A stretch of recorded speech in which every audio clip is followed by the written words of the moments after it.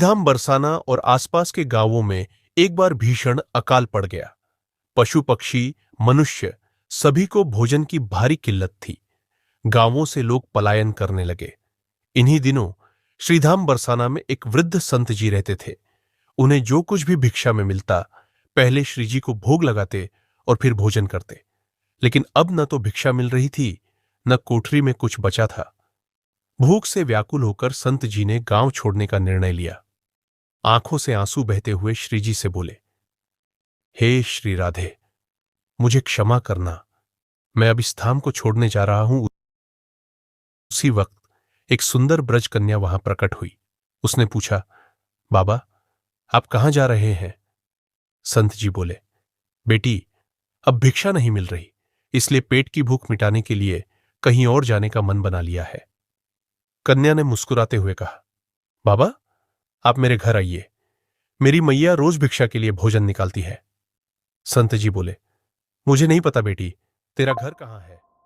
कन्या बोली, मैं वैद्य श्रीधर की बेटी राधा हूं। उनसे जाकर कहना, जो आले में भोजन रखा है वो मुझे भिक्षा में दे दो। संत जी वैद्य श्रीधर के घर पहुंचे और दरवाजे पर खड़े होकर भिक्षा के लिए आवाज लगाई। कुछ ही पलों में वैद्य जी बाहर आए और आश्चर्य से बोले, बाबा, क्षमा कीजिए, आज तो हमने भिक्षा के लिए भोजन नहीं निकाला है। संत जी ने कहा, बेटा, मुझे तुम्हारी पुत्री राधा ने भेजा है। उसने कहा था, आले में जो भोजन रखा है वह मुझे भिक्षा में दे दो। वैद्य जी चौंक कर बोले, बाबा, मेरी बेटी राधा की तो वर्षों पहले मृत्यु हो चुकी है। आश्चर्य की बात थी, जब आले में देखा गया तो वहां तरह तरह के व्यंजन रखे थे। वैद्य की पत्नी ने कहा, मैंने तो यहां कुछ भी नहीं रखा था। तभी वैद्य जी समझ गए ये कोई साधारण राधा नहीं थी, ये तो स्वयं श्री जी थी। वैद्य जी ने प्रेमपूर्वक संत जी को भोजन कराया और कहा, बाबा, अब आप प्रतिदिन यहीं से भोजन पाएं। बस तभी से संत जी की भूख का समाधान श्री जी की कृपा से हो गया।